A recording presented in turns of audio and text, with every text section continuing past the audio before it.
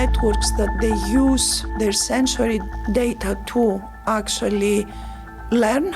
Your network knows about the city, your network knows about the citizens, and that is taking beyond to what we have called up to now intelligent networks.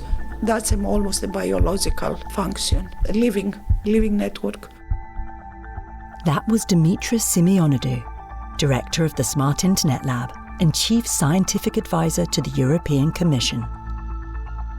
Let's remind ourselves of some of the incredible benefits of this sensory living network, such as how it can be used by our critical services.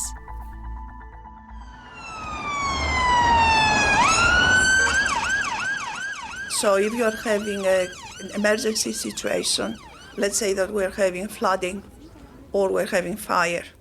The whole idea is in situations like this, other things also fail, like utilities.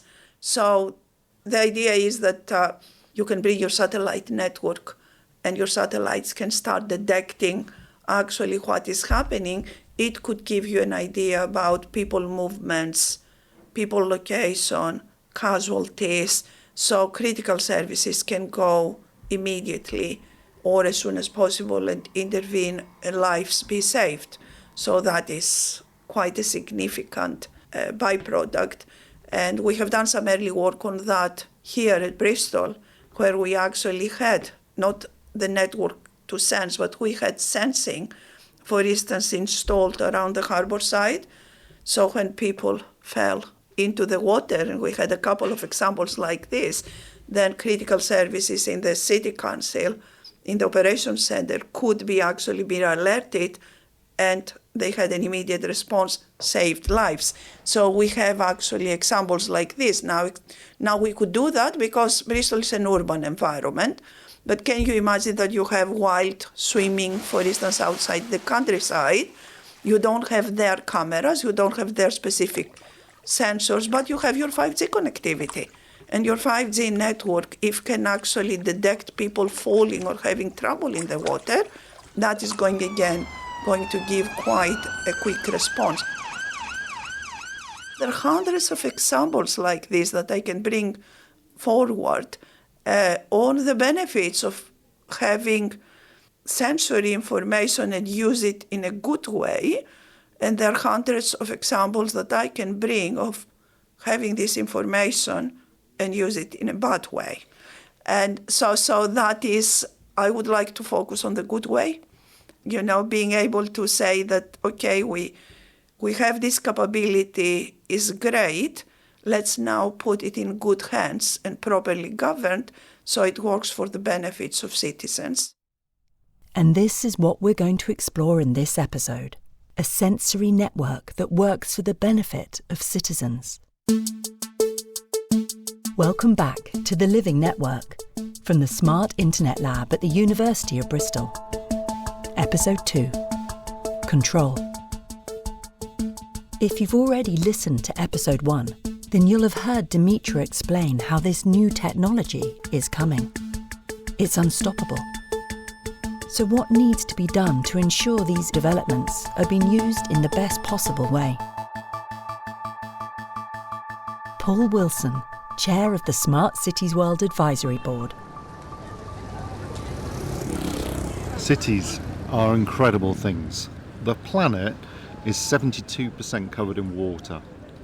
The other 28%, only 25% of that is farmland, mountains, parks, that kind of thing. Just 3% of the Earth's surface is covered in cities. But this 3% of the Earth's surface is where 80% of the world's economy is created and about 70% of the world's greenhouse gases come from.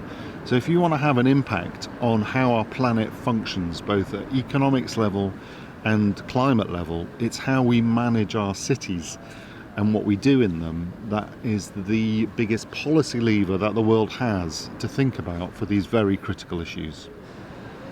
And in many ways, that's why this shift of the telecoms infrastructure from being a sort of comms infrastructure, first for voice, now for data, video, stuff that we use it today. If that turns into the massive sensing network, you're able to use the existing telco infrastructure, probably upgraded with AI capabilities and more edge computing, to harvest this data. And then the next question is obviously the big question, which is who gets to use it, and how do we make sure that it's being used for good? In fact, who decides what good is?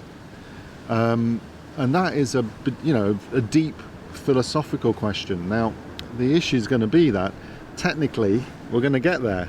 Probably within the next decade, all this stuff will be becoming real. Of course, that takes you to politics and local government, national government. But we need to be getting to grips with that data management today and doing some good thinking through all of this as it increasingly happens for real. So how do we approach this challenge of controlling something as potentially huge as this? Simon Saunders, Honorary Professor at the Smart Internet Lab. So there's this quite interesting interplay between the technological art of the possible and the benefits and the potential harms that come from that technology for society. And, there are different perspectives on this around the world where, and I used to work for one of the very big hyperscale internet companies for a number of years. And the typical concern coming from that part of the industry is that regulation will stifle creativity, will stifle innovation. And that's a genuine risk, that if you start from a perspective that you can only do a thing if it's explicitly allowed, you're probably not going to have a lot of innovation in what's happening. But you do have to look at least after the fact and say, well, what harms are actually happening, and is that okay as a society? And put in place at least guardrails that give clear guidance on that.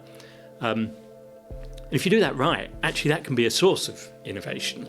You can actually create a playing field in which people can have creative ways of solving these things. We had the GDPR regulations relating to personal content held by internet players broadly, which at first sight to some of those companies looked like a terrible restriction on their ability to innovate.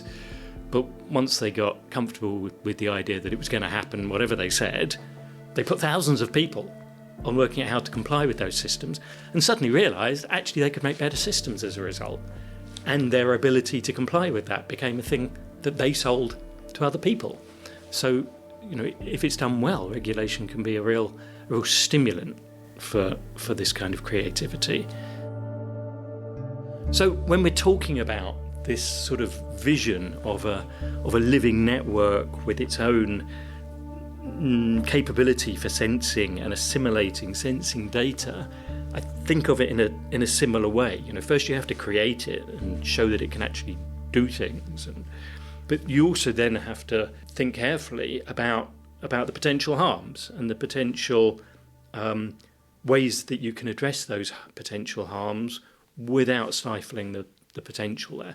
So I think regulation and policy have a really positive role to play in enabling these things, in making people feel comfortable with these things, in creating a stable and predictable investment opportunity such that people actually want to help to build out these networks and so on. It's one thing to do this on a national level, but I wanted to better understand how this works at a global level. How do you regulate something at scale that crosses borders, oceans, and different socio-political landscapes? Yeah, good question. I mean, how does technology that is international get regulated? Sometimes it's not through sort of hard regulation, it's a much softer, consensual approach to regulation, particularly through global standards, where different parts of the industry around the world come together and agree some ground rules as to how all the jigsaw pieces fit together. Actually, we have quite a good international framework for doing that goes back more than 150 years. So there's a United Nations agency called the International Telecommunication Union. So we have a good sort of overall mechanism. That mechanism is incredibly slow, though. It takes years, if not decades, to make changes to the way it works. So there's still a lot to do to evolve them. And we need ways that allow that to happen at the pace of the innovation we're doing today. This reminds me of something that Dimitra said in episode 1. We need to move fast, but not so fast that regulation and policy control can't keep up. To quote Dimitra, we need to move fast, but with assurances. Paul Wilson. You know, you might say, oh, the best thing to do is just to not do this. And that is a very obvious thought, like, let's just not do this. The problem is, we are doing this. This is happening. So you couldn't bury your head in the sand if you want, but that doesn't seem very wise either. So I think we need to start this very multidisciplinary approach to thinking through laws around data governance, data trust. We need to learn to collaborate intelligently and that to become a normal thing. This is still pretty sticky to get that to happen. So I think there's lots of layers to this. So you've got that legal data sharing layer, but then you've got the who decides layer to use this data in what way and what's automated and what requires human intervention. That's another thing. And at every angle there's lots to be debated here. What we don't see is a very mature debate about these topic areas. I don't think we've got the best and brightest minds working on this yet. So I'm excited to think we might start to do that through programs like the Joiner program and podcasts like this one. So in Smart Internet Lab, obviously we have identified this scenario, and we're working with within a community of other researchers, nationally and internationally, and also industry, to try to motivate the discussion of what's happened next, how we can make this environment safe, how we can actually have this as a byproduct out of our network infrastructure to actually invigorate the whole industry as well. And there are two things that we are working in Smart Internet Lab. I mean, I have to remind everybody that we are technologists, and we are technologists reaching out. But the one thing is identify, the opportunity, I would say. So identify exactly where we are developing new technologies and try to see how joining up these new inventions, what the capability they're going to give into the network. So we have a platform which is called Joiner that actually provides, it's a national platform for telco innovation, and it's a national platform where our partners are very keen to trial what we call joint communication and sensing, which is what we are discussing here. But our intervention is, instead of trying only the device, just plug these devices into Joiner so we can see what is happening at the national scale or even international scale. So we start getting an idea about these global scenarios that we are discussing here. The second thing that we are working on, of course, when you are having sensing, you are having data. And you can only make sense of data if you actually try to leverage knowledge from your data. And my team is doing a lot of work on AI, and AI for networks, and also networks for AI. And therefore, we are looking, when we are actually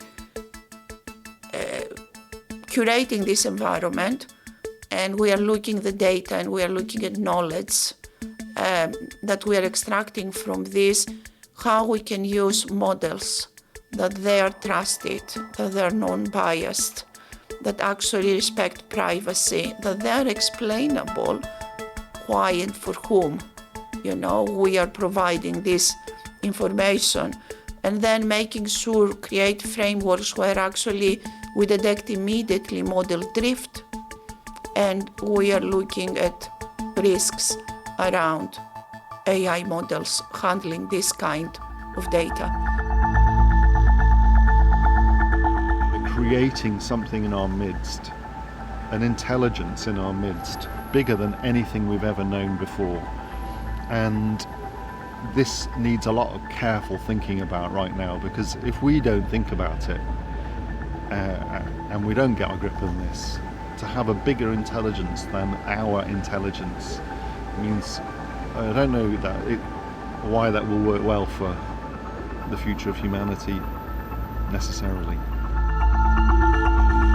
We are talking to the regulators, we are talking to policymakers, we are trying to make them understand what is coming forward and therefore being prepared with data trust, policy and regulation that is appropriate with this evolving environment.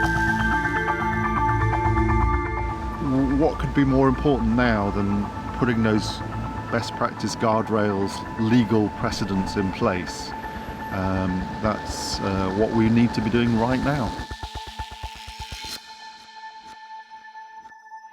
Join us next time in the third and final episode of this series, where Dimitra Simeonidou will be joined again in conversation by Paul Wilson and Simon Saunders, where they'll take a deeper dive into the complexities of designing, building and regulating this living network.